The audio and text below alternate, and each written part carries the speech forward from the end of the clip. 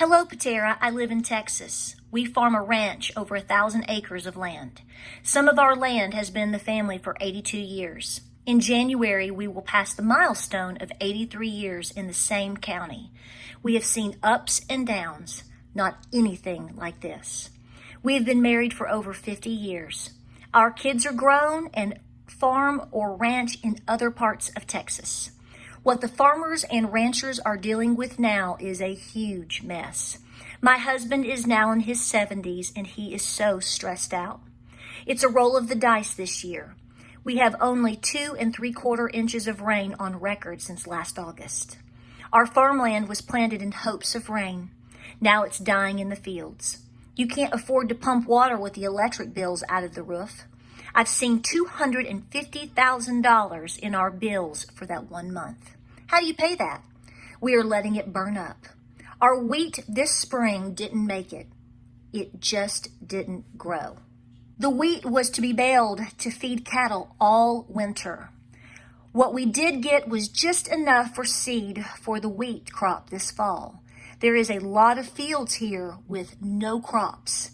It's been 107 degrees and full wind, more hot wind than I can ever remember. It's like an oven when you have to work out in it. Our cattle are drinking gallons of water each day. We pump and store 500-barrel tanks for them and are worried it might not hold up. We sold hundreds of head due to no rain and cattle just can't eat the dirt.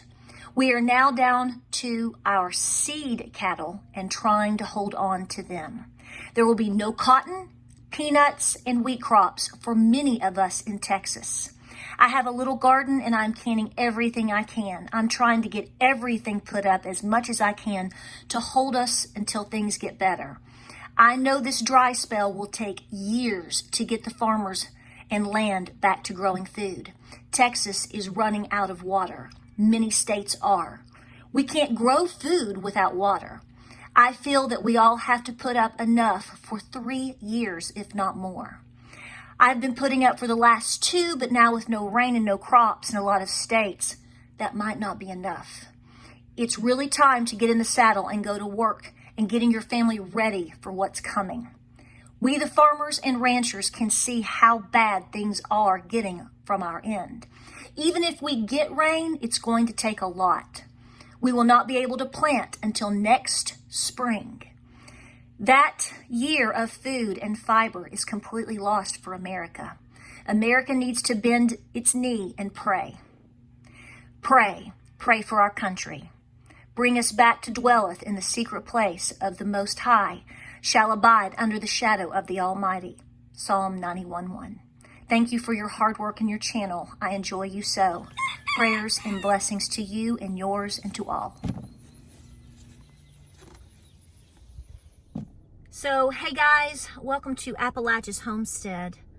I decided to open the video up reading to you an email that I got this morning with so many others from you guys about all the things that are going on.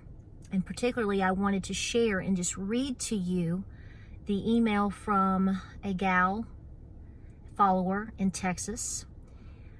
I have to admit to you that I got emotional when reading it. I read it twice because the first time you read through it, it's a lot to process. And then you realize the words, the power of what this lady is telling me and is translating to you.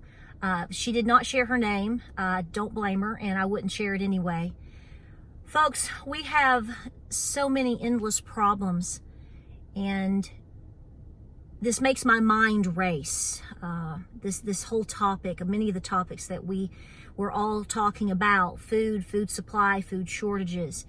But to see all the things that are going on continually with our farmers and our ranchers, if you take everything out of the equation that we are dealing with, from financial crisis to a housing market crisis pending, war, the politics, what else can we throw into the mix?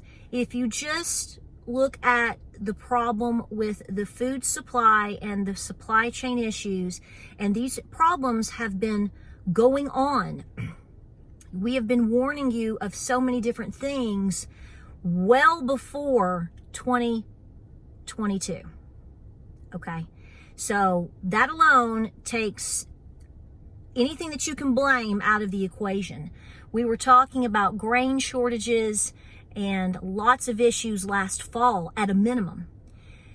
So now you have people, again, this is like, I feel like when I talk about this, or I remind you of this, or, whatever, it's like you're just, you're beating a dead horse, because how many times do we have to talk about this? Which, speaking of, let me tell you this right now. I tell you to talk very open and very frank to those around you about all the different things that are going on.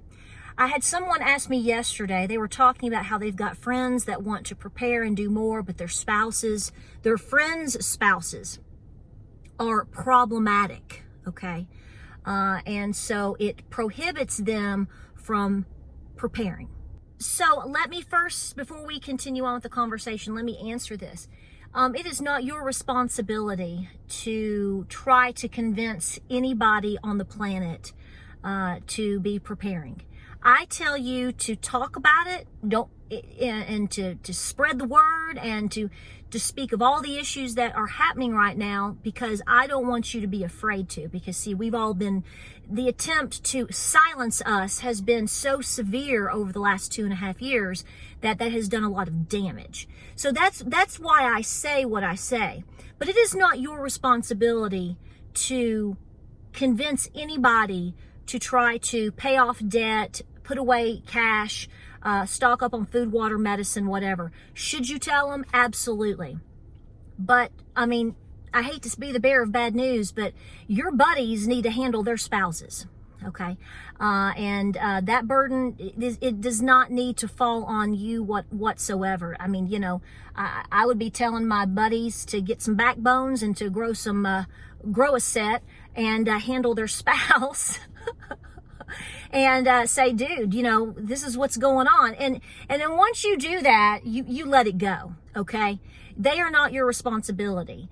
You can only do so much, because see, what that's doing is that's causing you to stress about something, and it's focusing on that, and it's sucking out your energy that you should have to be focusing on you, your family, your preps, your health, your home, etc., etc.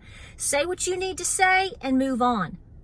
Cut it loose. That doesn't mean you have to be ugly, but I am giving you the permission right now, if that's what you're looking for, to say, I've said it once, I've said it twice, I'm not afraid to say it, amen, but you're not my problem. They're going to have their own day of reckoning. This is what this boils down to. We are all, in one way or another, everything that is walking and breathing, and all of the situations that have happened, everything is about to have at some point soon, okay? Whether it's tonight, whether it's next month, whether it's next year, the day of reckoning is coming. Now, what that means to you could be different than what it means to me, but what I feel personally in my mind and in my spirit is we are all right now being given every opportunity to get right. Down here, we call it getting right with God. Okay? We put it on signs, we hang it from our porches, and we point blank tell you. Now, you can also translate that into the day of reckoning is going to be where every wrong every wrong that's ever been done is going to be held accountable. Okay?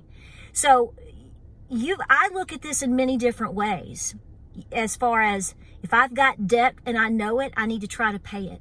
If I've done somebody wrong, then I need to try to make peace one way or another, ask for forgiveness, or whatever I need to do with that situation. Okay, I'm going to be generic. And move on. I need to get right with God all in itself. I need to recognize that we are in a world of chaos, in a world of turmoil. And so therefore, what are the things that I feel I need to be doing? What does God expect of me? What even would my granny expect of me? I believe the day of reckoning is coming. This is why I tell you, and have been telling you for many, many years on this channel, I didn't know when things 5 years ago, what I felt was going to happen 5 years ago is not necessarily what I think today. You know, we thought things 5 years ago, but when things start to come to fruition and things are unraveling in front of your eyes, it makes you a different person. When a farmer from Texas tells you, and she has nothing to gain or to lose by telling you, she's telling you, and she's telling you she thinks she needs to too, that you need to be putting up 2 to 3 years worth of food. I have already told you, not taking away from what she's saying, but I made a video months ago telling you, prepare 2 years out. You have got to be preparing. If all you can do today is a can of Beanie Weenies, let that be your start. But that does not mean that is going to be your end. Folks, the crops are not being produced. The cattle, have you seen the footage? I know you have. Have you seen the footage of just hundreds and hundreds and hundreds of trailers? I don't even know how much cattle. They're having to sell off all of their cattle. This is particularly in Texas, but I know that we're seeing issues also. I've seen folks send me stuff from Nebraska. I mean, you're going to comment, say what you see, comment down below, let us know, because this is the communication that we need to be having with each other. Now, can you go right now to Aldi? I'm about to go to Aldi. Can I buy a pack of hamburger today? Is it more expensive than it was, say, a month ago, 6 weeks ago, 6 months ago? But is it there? Yeah. Will it be there next year? I hope so. But how much are you going to pay for it? This is going to do nothing but devastate our food supply even further. Whether we're talking about the wheat, whether we're talking about corn, and all this switch over to soybeans being burnt up too, y'all. I mean, folks, when you're talking about days upon days and days of no rain and 107 degrees, nothing can compete with that. Okay, we've seen this massive drought happen across the United States. We've experienced problems here too in East Tennessee. How is this all going to break down when you have massive sell-offs of cattle and farmers that cannot sustain all of this right now? That's not something that you just, you see this week and poof, you're not going to have any problem with that. You may not have a problem today. Like I said, you might be able to go pick up some, ground round right now at the Piggly Wiggly. How is this going to look in the fall? How is this going to look next spring? You have got to start understanding that, like I said, and this is what I call it, a day of reckoning is coming. Each one of us at some point is going to have to face all the things that are happening. I call this a personal crisis. At some point, your budget is going to hit a wall if it isn't already, like so many Americans. I'm not even talking about a world crisis. I'm not even talking about a world war. I'm not even talking about an economic crash. I'm not even talking about a housing market crash. I'm not actually talking about them telling you the truth that you are in a recession. I'm talking about one issue alone, and that is just dealing with all the problems we've seen with the food supply. You compound that with anything else going on or any other potential that could be coming our way, a day of reckoning is coming. Have you sat down? I don't mean this to sound callous or rude or anything. I'm trying to prod those that I know probably that haven't done this. But have you sat down and done your budget lately? Wrote down exactly how much you make and exactly what your bills are. I would say that the gas prices and your grocery bill alone has probably stretched you to the end, if not over. I get a lot of emails and a lot of comments by people that do good to clear $2 a month. I get emails and comments from lots of you that say, I don't know how I'm going to make it. So I don't make these videos to stress you out. I don't know how I could stress you out any further. But what I want to remind you is if you are doing your best, keep at it. If you have not began preparing in any way, shape, or form, I don't want to say I'm begging you, because I really don't beg. But I'm getting close to pleading again, to saying, please do everything that you can to put any items that you can afford away. It's not going to get any easier. We're also talking about strikes, all these different negotiations that are coming up. And that could get hairy as well with the food supply. I don't know all the ins and outs of it. You're talking about different things with truckers, and you're talking about different imports and different things like that. People are going to be strong-arming each other as best they can in all of these tough situations. And whether wrong or right is not the argument. It is that in the end, the average person like me and you does pay a price. And every time we pay a price, the closer we come to a personal day of reckoning before a massive day of reckoning ever hits. If you have not started packing the pantry away with items that you know will last you several years as best you can, please start doing that today. Tomorrow's too late. Today is too late. Today is too late. I was talking to somebody earlier, and we were having a really good conversation, and we were talking about things in Texas, and we were talking about, I always admired and still do, growing up, when I started becoming, a young lady and was paying some bills and early marriage and all of that, I always admired individuals that were like my parents and to my grandparents' age, because, a lot of the older folks that they were older, they, say they were in their early 50s. And a lot of the folks that I knew at that time, 45, 50, 55 years old, their house was paid off. They didn't have a mortgage. They didn't have a car payment. They might go on a trip once a year, somewhere modest, not too big of a deal. They worked, but they had cash. They, lived fairly humble. And by the time they were in their early to mid 50s, they could basically retire. They didn't have anything to worry about anymore. And I now, as I begin to look at that at 50, man, what happened to all of those people in this age category doing all of those things? Because I can tell you right now, I really honestly can't name too many other people in my age category that lived like my Nana did. Had things paid off and were focused on making it, even in bad times. We've lost that. So let me remind you once again, a day of reckoning is coming. If that scares you, let it walk through that fear right now today. Walk through it, yell at it, cry, then pray, then accept it, and then start doing something about it. Because we're not stopping it. When, it's not a matter of if, it's a matter of when. And every single day that we plug away and that we accept the reality for what it is, and we're doing something proactive about it, the better you're going to go through it and come out on the other side. And always remember that other people not doing is not your problem.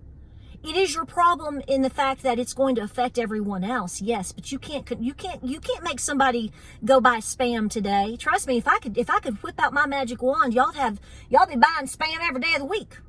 Right? But I know you know what I mean.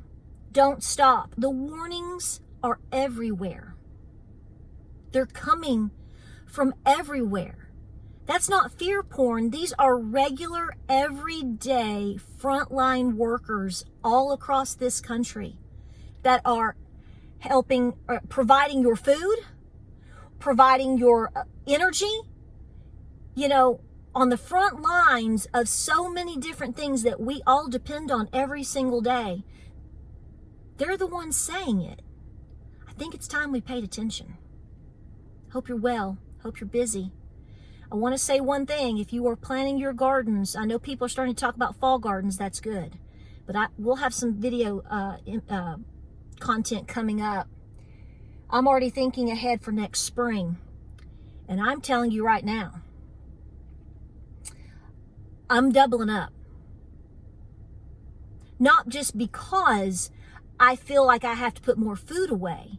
What I'm telling you is in order to get, I hope, even just what I'm getting right now, with all the failures that we're seeing everywhere and all the weird things that we're seeing with weather, you better be thinking about doubling up. It's not just to pack it away in the pantry. It's just to meet a bare bone minimum requirement that you need, because things are different. Like, subscribe, share. Thank you for being here. We appreciate you. Stay very busy. Thanks for emailing me. I have that down in the description if you want to send me some more information about things that you're seeing, and we appreciate you because we're passing this information along to everyone else. Pray for our farmers, y'all. Pray hard. We need them, and they need our prayers. We'll see you on the next video.